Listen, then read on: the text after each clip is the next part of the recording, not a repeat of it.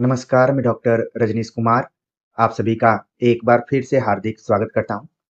आज के video lecture में हम एक बहुत ही महत्वपूर्ण विषय पर चर्चा करने जा रहे हैं, जो कि परीक्षाओं के मनोविज्ञान पर आधारित है।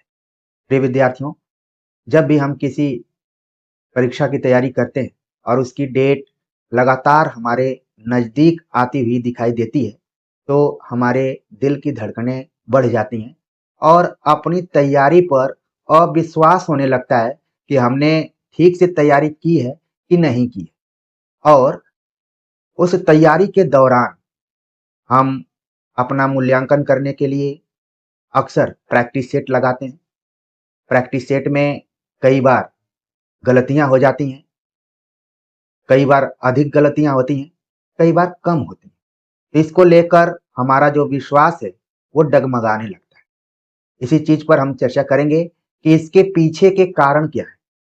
एग्जाम डेट का दबाव, एग्जाम हॉल का दबाव, क्वेश्चन पेपर का दबाव और सबसे बड़ा अगर कोई दबाव है तो वह है रिजल्ट का दबाव। तो इन्हीं बिंदुओं पर हम चर्चा करेंगे कि सामान्य तैयारी करते हुए भी हम कैसे किसी भी एग्जाम के प्री को पास कर सकते हैं, क्वालिफाई कर सकते हैं। और जो भी रेशियो निर्धारित की गई है 10 गुना, 15 गुना, उसमें अपने को देख सकते हैं। कई बार अच्छी तैयारी के बावजूद भी हम दबाव को हैंडल नहीं कर पाते हैं, तो अच्छा प्रदर्शन करने के स्थान पर हम बहुत ही खराब प्रदर्शन कर देते हैं।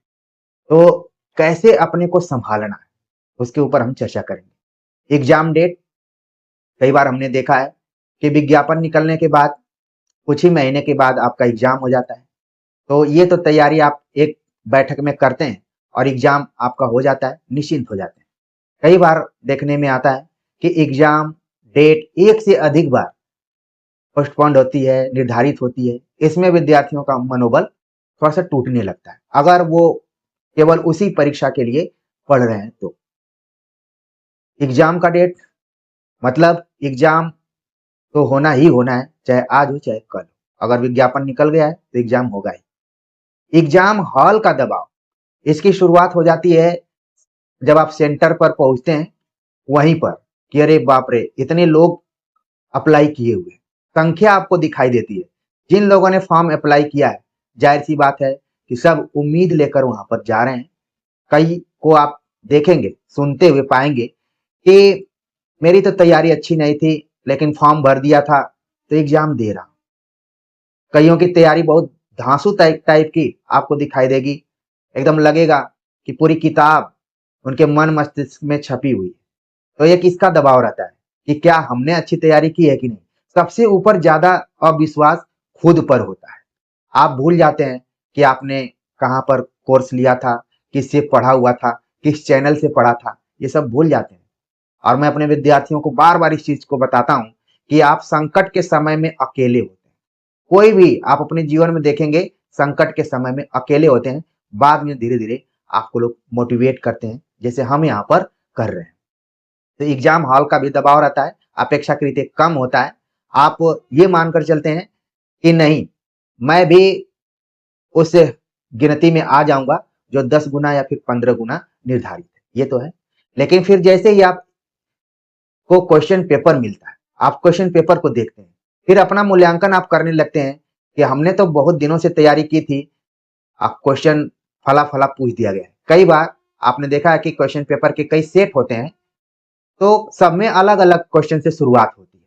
तो आप देखिए, क्वेश्चन पेपर देखिए, तो उसको 2 से 3 मिनट थोड़ा-सा देखने का प्रयास कीजिए कि जो कुछ आपने पढ़ा था, अब वो आया है कि नहीं। अगर ईमानदारी से मैं कहूँ, सिलेबस के अनुसार आपने ईमानदारी से पढ़ाई की है, तो निश्चित तौर पर आपका पढ़ा हुआ आएगा। जैसे यूपीएलटी की डेट नज़दीक आ रही है, तमाम विद्यार्थी मोबाइल नंबर हमारा पा गए हैं कहीं से, वो बार-बार मैसेज कर रहे हैं कि सर मुझे डर लग रहा है, मुझे डर लग रहा है। हमने कहा कि डरने की ज़रूरत नहीं है। आप अपनी मेहनत पर ध्यान रखिए, अपनी पढ़ाई को करते रहिए, परीक्षा पर फ़ोकस कीजिए, न कि परिणाम पर फ़ोकस कीजिए। अगर अभी से आप डरने लगेंगे, तो फिर आपका परफ़ॉर्मेंस गड़बड़ हो सकता है। जो उम्मीद आपने की है, अब वो कहीं टूट भी सकती है। लेकिन आपके पास वक्त है, डरने की जरूरत नहीं है। आपने अगर अच्छे से तैयारी की है, आप अपने आप से पूछिए कि जब से विज्ञापन निकला हुआ था, हमने कहे अनुसार मूल किताबों को पढ़ा, प्रैक्टिस सेट भी किया, और जो पूर्ववर्ती ज्ञान है, जो पहले की आपके पास जानकारी है, वो काफी काम में आने वाली है। तो क्वेश्चन पेपर देखिए तो घबराइए मत। शुरू में जो जो आपको क्वेश्चन के उत्तर आ रहे हैं, उनको आराम से आप करते जाइए। आप ध्यान रखिए कि माइनस मार्किंग भी आराम से करना है, कई राउंड में करिए। यही मैं बताना चाह रहा हूं कि आप कम से कम 2 से 3 राउंड में अपने प्रश्नों का उत्तर दीजिए, ठीक है। और समय रहते उसको रंगते भी रहिए। कई बार हमने देखा है कि क्वेश्चन का आंसर आप तो लगा लिए बुकलेट में, लेकिन आपने रंगा नहीं उसको, आपने पूरा जो OMR सीट है उस पर आपने कुछ किया ही नहीं। ये भी थोड़ा सा है, तो ये मैनेज करना है। कुल मिलाकर यहाँ पर टाइम मैनेजमेंट का भी खेल है। ध्यान रखिए, ये लोग बहुत कम लोग बताते हैं। चूंकि हमारे साथ एक बार समस्या हो गई थी, जिस एग्जाम हॉल में मैं था, एक विद्यार्थी मेरे समानांतर बैठे हुए थे और मैं यहाँ पर बैठा था। ये पूरा बुकलेट में टिक लगा लिए थे सही सही, लेकिन अचानक 5 मिनट पहले, परीक्षा खत्म होने के 5 मिनट पहले घंटी बजती है, तब ये जगते हैं, बोलते हैं कि मैंने तो कुछ रंगा ही नहीं। और ये पूरा ओमार सीट लेके मेरे टेबल पे गिर गए एक तरीके से, और हमसे कहने लगे कि भाई मेरा हेल्प कीजिए। मैं प्रयागराज की बात बता रहा हूँ, यूपी GIC के एग्जाम में मैं बैठा हुआ था। अब इनकी पेन भी इधर चली गई थी, दूर फेंका गई थी, और इनके हाथ एकदम से कांप रहे थे। अब मैं सोचा कि अब क्या करूं, तो मानवता के नाते एक दो मैंने रंगना शुरू किया। तब तक इन्विजिलेटर आ गए। अब बोलने लगे कि आप ये कर रहे हैं। हमने कहा कि आप नहीं देख रहे हैं एक आदमी यहाँ पर मरने वाला है, बेहोश हो रहा है, तो क्या करूं मैं। तो बोला कि नहीं नहीं, फिर वो छीन लिए, कुल मिलाकर छीन लिए, जो कि मेरे लिए सही भी रहा। मैं चाहता नहीं था रंगना, लेकिन अब क्या करें, पूरा एकदम स्थिति बहुत खराब थी, आप कल्पना कर सकते हैं। फिर इन्होंने पूछा कि कितना आप रंगे हुए थे, तो इनके संतुष्टि के लिए हमने कहा कि आपका 15-20 क्वेश्चन छूट गया है। तो बोले कि अच्छा अच्छा, चलिए कुछ तो रंगा गया है। अब ये मेरे पीछे पीछे लग गए, कहने लगे कि देखिए भाई साहब, हमने बुकलेट पर पूरा सही सही लगाया हुआ था, और OMR में हमने नहीं रंग पाया। तो फिर मैं कुछ और लोगों से उनका परिचय करा दिया। हमने कहा देखिए इनकी क्या समस्या है, थोड़ा आप लोग बताइए इनको। सब लोगों ने बताना शुरू किया कि भाई परीक्षा में टाइम मैनेजमेंट बहुत जरूरी है। प्रिय विद्यार्थियों, आपने खूब तैयारी की, लेकिन टाइम मैनेजमेंट ठीक से नहीं कर पाए। इसीलिए हम प्रैक्टिस सेट करते हैं। प्रैक्टिस सेट केवल अधिक से अधिक क्वेश्चन को सही कर लेना नहीं है, बल्कि टाइम को भी मैनेज करना है। एग्जाम एग्जाम होता है, प्रैक्टिस प्रैक्टिस होती है।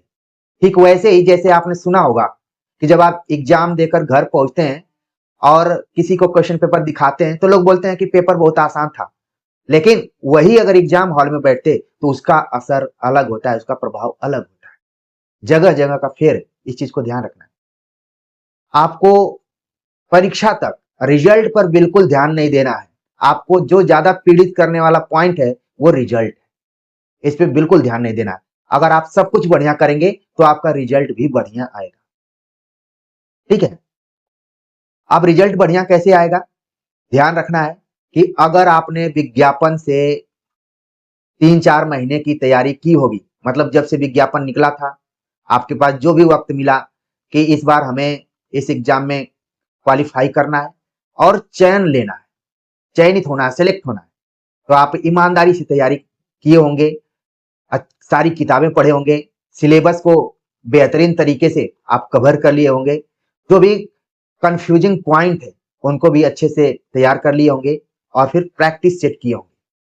प्रिय विद्यार्थियों, हमने जैसा कि बताया, प्रैक्टिस सेट केवल प्रश्नों को सही करने के लिए नहीं की जाती है, बल्कि तमाम चीजें कि कितना वक्त आप ले रहे हैं, कितना प्रश्न को पढ़ने में आप ध्यान दे रहे हैं, ठीक है, कहां पर नहीं है, कहां पर असत्य है, कहां पर असंगत है, प्रश्न को कैसे समझ पा रहे हैं, उसके लिए भी हम प्रैक्टिस करते हैं। प्रैक्टिस एक मनोविज्ञान है। तमाम विद्यार्थी कमेंट करते हैं या फिर बताते हैं कि सर हम प्रैक्टिस कर रहे हैं तो हमारा इतना गलत हो जा रहा है, उतना गलत हो जा रहा है। कम से कम आप प्रैक्टिस तो कर रहे हैं। आप जिस एग्जाम में जा रहे हैं, लाख विद्यार्थी फॉर्म भरे हुए हैं, उसमें से आप देखेंगे कि 90,000 ऐसे विद्यार्थी होंगे जो प्रैक्टिस वैक्टिस बहुत कम करते होंगे। 2-4 ठो इधर उधर PYQ देख लिए और सीधे वो आ जाते हैं एग्जाम हॉल में। उसमें से 10,000 के आसपास में ऐसे विद्यार्थी होंगे जो एकदम लगन से तैयारी कर रहे होंगे। तो आपका मुकाबला इन 10,000 लोगों में है। इस चीज को ध्यान में रखना है। प्रैक्टिस करना मतलब अपने को मनोवैज्ञानिक रूप से मजबूत करना कि हमने तो प्रैक्टिस की है, हमने मेहनत की है, तो क्यों नहीं चयन होगा, क्यों नहीं आप क्वालिफाई होंगे, बिल्कुल होंगे। प्रैक्टिस का दूसरा जो कारण है रिवीजन करना। आप बार बार तथ्यों का रिवीजन करते हैं, उनसे लड़ते भिड़ते हैं, माथापच्ची करते हैं, रिवीजन। तीसरा कारण है टच में रहना। कई बार आपने सुना होगा कि हम बहुत पहले ही इस परीक्षा की तैयारी कर रहे थे, अच्छी तैयारी थी, लेकिन टच हमारा छूट गया। टच मतलब आप रेगुलर नहीं रहे। ठीक है, प्रैक्टिस आपको क्या बनाता है, रेगुलरिटी से जोड़ता है और फिर आप अपना मूल्यांकन करते हैं। आप दुनिया का कोई भी प्रैक्टिस सेट उठाएंगे, अगर उसमें 100 प्रश्न है तो कम से कम 20 प्रश्न ऐसे होंगे जिसको कि आप नहीं कर पाएंगे, और करेंगे भी तो इसमें से 10 से 15 क्वेश्चन गलत ही होंगे। तो ये पॉजिटिव साइन है। इसको लेकर आपको परेशान नहीं होना है कि हमारा तो 15 क्वेश्चन गलत हो जाएगा। 100 में 100 क्वेश्चन कौन सही करेगा, और जो करेगा उस पर जांच भी बैठ जाएगी कि आपने 100 में 100 कैसे कर दिया। इसलिए कुछ ऐसे प्रश्न, चूंकि जो आपके क्वेश्चन पेपर बनाने वाले हैं वो विषय विशेषज्ञ हैं, हो सकता है कि वो अपने स्पेशलाइजेशन पोर्शन से ही कुछ सवाल उठा दें, तो वो कठिन पेपर हो जाता है। तो कहने का मतलब ये है कि 20% क्वेश्चन तो आपके लिए कठिन रहेंगे। अगर गलत हो रहे हैं तो निराश नहीं होना है। अगर 100 में केवल 20 प्रश्न सही हो रहे हैं तब निराश होना है कि इन 80 को हम कैसे सही करें। ये चिंता की बात हो सकती है। अब वो प्रैक्टिस सेट का मतलब ये नहीं कि हूबहू एकदम पढ़ा हुआ आ जाए। अगर कोई कहे कि मेरे प्रैक्टिस सेट से आ जाएगा तो फिर ये तार्किक बात नहीं हो सकती। हूबहू नहीं, बल्कि अनुमानतः अनुमानतः वहां पर करीब करीब आपसे प्रश्न आ सकते हैं। आप प्रैक्टिस कर रहे हैं तो हो सकता है कि कुछ प्रश्न आपको सीधे सीधे वहां से दिखें, कुछ विकल्पों से प्रश्न आपको मिल जाए कि हाँ, हमने फला प्रैक्टिस सेट में फला विकल्प में इस प्रश्न को देखा था, इसका उत्तर ये था। उससे भी आप कर सकते हैं। तो प्रैक्टिस का मतलब यही है कि बस आप अपने को मनोवैज्ञानिक रूप से मजबूत कर रहे हैं, मनोबल आपका बढ़ा हुआ है, आपने रिवीजन कर लिया है, आप रेगुलर बने रहे, आप अपना मूल्यांकन करते रहे, आप अपने से थोड़ा सा बातचीत करते रहिए। जैसे आप खूब पढ़ाई कर ले रहे हैं, लाइब्रेरी इत्यादि में खूब अच्छे से पढ़ लिए, सोने से पहले कम से कम 2 घंटे अपने को वक्त दीजिए कि आज हमने क्या क्या पढ़ा, हमारा कौन सा पोर्शन कमजोर था, कौन सा पोर्शन से सवाल आ जाएगा तो मैं फंसूंगा, किस चीज में कंफ्यूजन हो रहा है, सघोष क्या है, अघोष क्या है, महाप्राण क्या है, अल्प प्राण क्या है।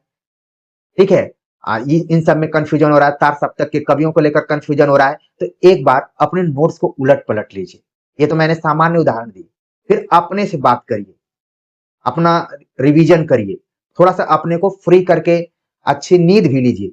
नहीं तो खूब पढ़ने के बाद अगर एग्जाम हॉल के दिन, जिस दिन आपका एग्जाम है और उस दिन आपकी हाल खराब है, आप बीमार हैं, पता चला कि क्वेश्चन आप पढ़ रहे हैं कि तार सप्तक के कवि नहीं है और आप नहीं पर ध्यान नहीं दे रहे हैं वाले को लगाकर बैठे हुए हैं, तो फिर दिक्कत हो जाएगी। ठीक है, मतलब अपने को वक्त देना, अपने से बातचीत करना है, आप अपने को बेहतर तरीके से जानते। तो प्रैक्टिस सेट में गलती हो रही है, कम गलतियां हो रही हैं, 10% गलती हो रही है, तो उसको लेकर चिंतित नहीं होना है। 90% गलती हो रही है तब चिंतित होना है। और हम उम्मीद करते हैं कि हमारे जितने भी विद्यार्थी जुड़े हुए हैं वो 10% गलती वाले हैं। ठीक है, जैसे आप क्रिकेट मैच खेलते होंगे तो बहुत सारी गेंदों को बैट्समैन छोड़ते हैं, बैट ऊपर कर लेते हैं और गेंद चली जाती है। अगर किसी गेंद को वो छेड़ देते हैं तो किनारा लेकर भी गेंद चली जाती है। कई बार उसका फायदा भी हो जाता है और कई बार नुकसान, जिसको परीक्षा में हम बोलते हैं तुक्का। जो फायदा होता है तो तुक्का को बोल देते हैं कि फायदा हो गया, और नहीं तो आप कैच आउट भी हो सकते। तो ऐसे चीजों को समझना है, कुछ प्रश्नों को आपको छोड़ना पड़ेगा। अब जैसे आप जाएंगे तो आपको कैसे पेपर मिलेगा, कैसा पेपर रहेगा, उसका स्ट्रक्चर क्या हो सकता है, पेपर को आप कैसे हैंडल कर सकते हैं। और उस समय जब आपके सामने निगेटिव मार्किंग, आपको दोनों तरीके से देखना है। अंधाधुंध आपको हल नहीं करना है, आपको सावधानी के साथ हल करना है कि आप अधिकतम सही कर लें और न्यूनतम गलत हुआ। गलती का मनुष्य से बहुत गहरा संबंध है, न चाहते हुए भी गलतियां होती हैं। इसको थोड़ा सा आप मानकर चलेंगे अपने दिमाग में। जब आप क्वेश्चन पेपर देखेंगे तो सामान्य प्रश्नों की संख्या लगभग 30 प्रतिशत रहेगी। मान लीजिए 100 प्रश्न है तो उसमें से 30 प्रश्न ऐसे रहेंगे जिसको कि सभी विद्यार्थी कर लेंगे। जो 3 से 4 महीने खूब रगड़ कर पढ़े हुए हैं, एकदम अपनी आंख खराब कर दी है, वो भी सही कर देंगे। और जो पूरी जिम्मेदारी निभाते हुए, पूरा काम धाम करते हुए इधर उधर, वो भी इसको सही कर लेंगे। तो ये तो सबके लिए हो गया। 30 प्रश्न तार्किक रहेंगे, जो थोड़ा सा गहराई लिए रहेंगे, और वो 30% क्वेश्चन रहेंगे। इसको जो थोड़ा ठीक ठाक से पढ़ा रहेगा वही कर पाएगा। 20% क्वेश्चन आपके प्रवृत्ति पर आधारित रहेंगे, मतलब चाहे वो संस्कृत साहित्य से रहा हो, चाहे हिंदी साहित्य से रहा हो, उसके आधार पर रहेंगे। यहां तक कि मैं जीएस की भी बात कर रहा हूं, इसमें वो प्रवृत्ति पर आधारित रहेंगे। 20% सवाल कठिन प्रश्न रहेंगे, 20% क्वेश्चन एकदम कठिन रहेंगे। वो जो 3 से 4 महीने तक तैयारी करे, चाहे कोई कभी नहीं पढ़ा हो, सबके लिए। लेकिन अंतर क्या है कि जो 3 से 4 महीने तक तैयारी कर रहा है, वो इन कठिन प्रश्नों की पहचान कर लेगा। प्रिय विद्यार्थियों, प्रश्नों की पहचान करना भी एक कला है। जैसे आप क्वेश्चन पेपर देखे, सामान्य प्रश्न को देख के आप खुश हो गए कि मैं तो अब कर लूंगा, अच्छा मैं क्वालिफाई हो जाऊंगा। फिर थोड़ा सा अंदर गए, तार्किक प्रश्न आया, तो अपने को कूल करते हुए धैर्य के साथ आपको हल करना है। प्रवृत्ति वाले को भी धैर्य के साथ हल करना है। कठिन वाले पर थोड़ा सा आपको फोकस करना है, मतलब देखना है कि क्या हम विकल्पों के आधार पर, प्रश्न के आधार पर इसको हल कर पा रहे हैं।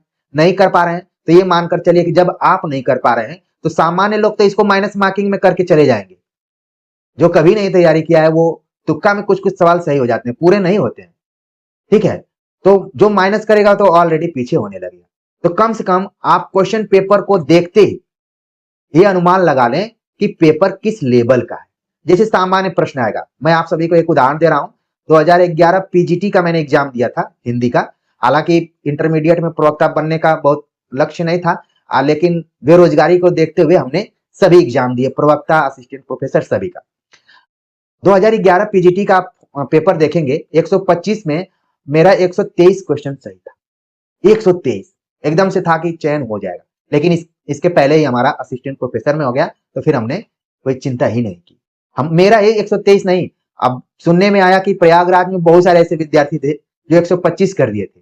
लेकिन मजे की बात यह है कि उसमें अज्ञे को अजय लिखा हुआ था।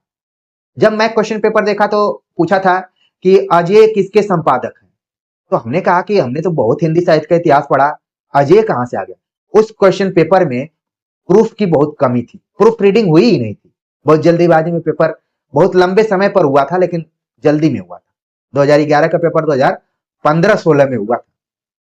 तो कहने का मतलब कि जैसे सामान्य प्रश्न आ जाएगा तो आपके लिए इजी रहेगा, जो बहुत दिनों से तैयारी कर रहा है वो समझ जाएगा कि पेपर का लेवल क्या, उसी हिसाब से वो वहां पर अपना प्रदर्शन करेगा। उसी हिसाब से वो माइनस मार्किंग की क्राइटेरिया को मतलब पार करेगा, नहीं करेगा, डिफेंसिव मोड में रहे कि कैसे करना है, वो सब करेगा।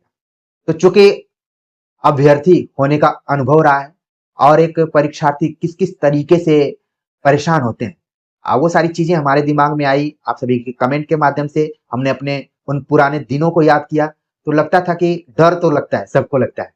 कई बार तो नींद नहीं आती है। बहुत सारे ऐसे विद्यार्थी होंगे जो एक रात पहले सोएंगे नहीं, वो सोचेंगे कि कहाँ रस सूत्र की व्याख्या किसने किसने क्या क्या कही है, किस किस दर्शन पे है, अष्टछाप में किसके कौन शिष्य गुरु हैं, ये सब ऐसे याद करना है।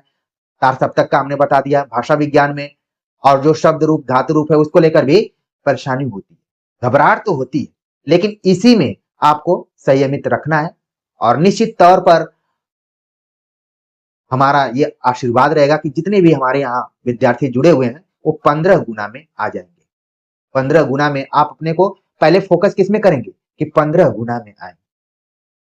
फिर इसके बाद मेंस की, देखिए आप लोगों के बिना कहे ही मेंस की तैयारी हमने शुरू करा दी थी और उसमें 50 प्रश्न के आसपास में करवा दिया है। तो कम से कम जब हम प्रश्न नंबर 51 लेकर आएंगे तो आपके सामने 50 क्वेश्चन पहले से रहेंगे, तो आप घबराएंगे नहीं। इसको बोलते हैं स्ट्रेटेजी। अभी हम अभ्यास सेट करा रहे हैं प्री की दृष्टिकोण से। आप समय निकालकर उसको जरूर देखिए और बस अपना रिवीजन कीजिए कि हाँ हमने पढ़ा था, इतना सही कर ले रहे हैं, इतना गलत हो जा रहा है। एग्जाम में गलत ना हो, अभ्यास में थोड़ा मोड़ा गलत हो जाए कोई दिक्कत नहीं, एग्जाम में आप सावधानी रखिए, क्योंकि एग्जाम में माइनस मार्किंग भी है, तो उसका भी आपको ख्याल रखना है। तो प्रिय विद्यार्थियों, आज के लिए बस इतना ही। अगर कोई और बात आप सभी के मन में हो तो निश्चित तौर पर कमेंट के माध्यम से आप बताएंगे। तो मिलते हैं एक नए टॉपिक के साथ, तब तक के लिए नमस्कार।